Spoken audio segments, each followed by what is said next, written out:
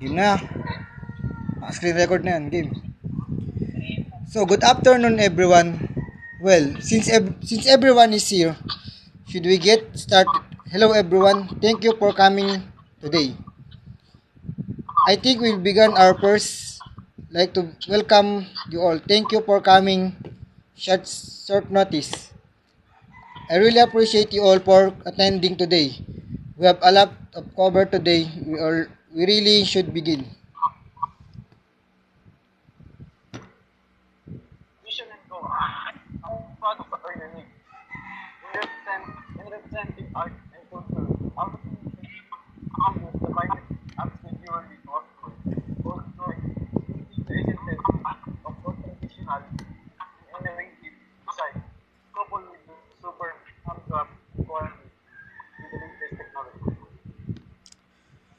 First of all, I would like you to meet Miss Angela Marie de Garcia. She is our new salesperson to our company.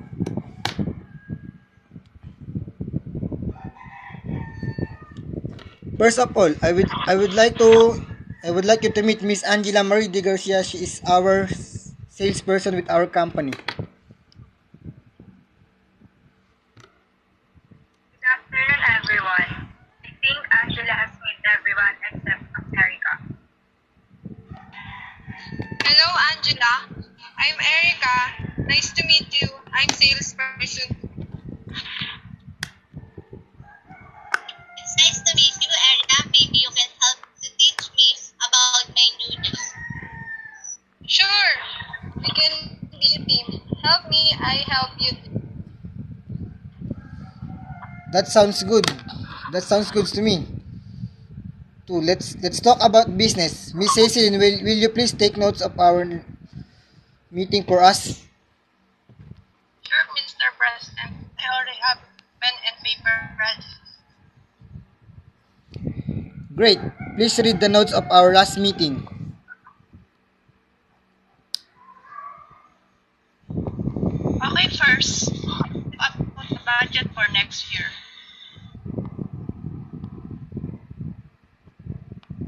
Our budget is $1 for the year. Second, we talk about the new products that we are selling. It means the new product you and will be selling. Okay, so third, we talk about the profits that we have last night. Four, we talk about the loss of the broken chain and the ring. We always have a problem about that. Finally, we talk about raising the cost of the new products. I'm afraid our customer will think our product is too expensive. Why is everyone whispering? Sorry, Miss Secretary. Okay, we have few things to talk about today. Myra, would you like to give your report? Yes, thank you. I have a sales graph I would like to show us. To show how we are selling our product this year. Line is the sales of our product, and this line is the sales of our competitors. So if that line goes up, then I'm doing good job.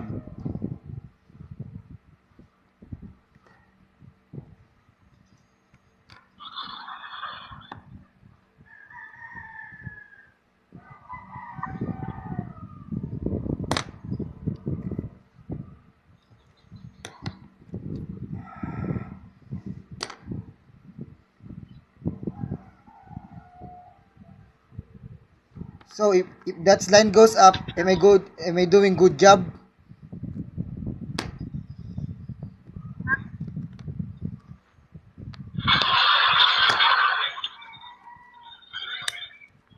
Okay, and if the lines of my salary go up, Welcome to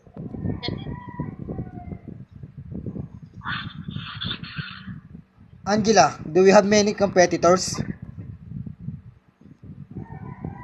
not really. But enough to keep us busy. Anyways, good job, Erica. I'm sure Mark will do even better next month. Thank you, Miss Secretary. Very good. Very good, Myla.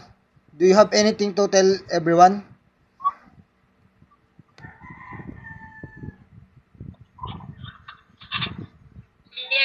Yes, don't forget.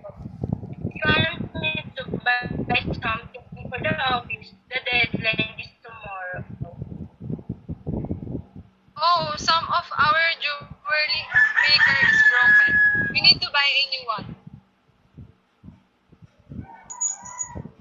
Okay, no problem. If anyone wants me to buy something, tell me before the deadline. Okay, everything is okay. I think that's all.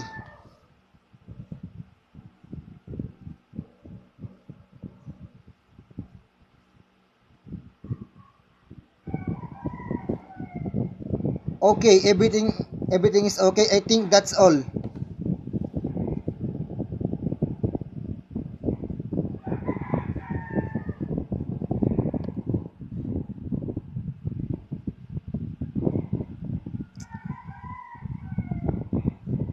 Angela, don't forget your presentation next meeting.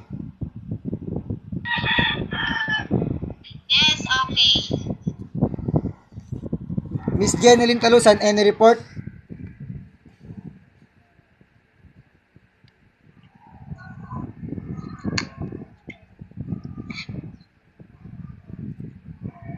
Fortunately, not every will what you're like your fraud. So you need to concentrate your effort on the people that do and will find for better result than we will trying to sell your jewelry to everybody with different different marketing strategy and adapt them according to each customer, tailoring them to the client object and expectation. It looks like we ran out of time. So I guess we'll finish. I think covered everything.